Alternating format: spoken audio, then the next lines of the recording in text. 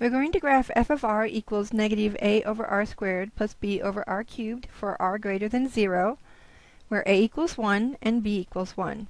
The vertical asymptote is r equals 0.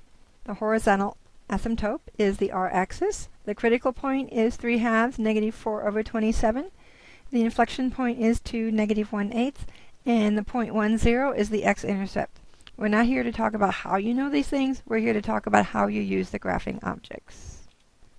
Let's look at our graphing object choices. Lots of times you have to be sort of a detective when you do this. Let's start from the bottom. If you take this guy and try to make him have the f of r and r-axis as your asymptotes, think about what's happening to that curve we no longer see. I'll drag it up there so you can see it again. It's got this curve that's over there where r is less than 0. By definition, r is greater than 0, so let's get rid of that guy. This one, there is no way to make it have the r-axis as a horizontal asymptote. Definitely not a winner. This guy, once again, there is no horizontal asymptote action going on here. Question mark. Let's see what it looks like. Oh, this looks better. So we can try to drag it somewhere so it has the f of r axis and the r axis as asymptotes.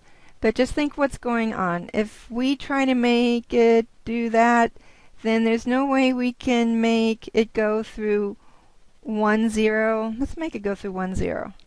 We can't make it go through 1, 0 and have our critical point and our inflection point even be on the curve. So let's get rid of that guy. This one looks better. A lot of times if you have an unusual looking curve with just one point to plot, that point's going to be your x-intercept. So let's put that at 1, 0 and check what else is going on. We know we have a critical point at 1.5 negative 4/27, and looks like that happened for us. There's our critical point. Our inflection point is supposed to be 2 negative 1/8. It looks like that's where our inflection point is. So I'm really happy with this graph.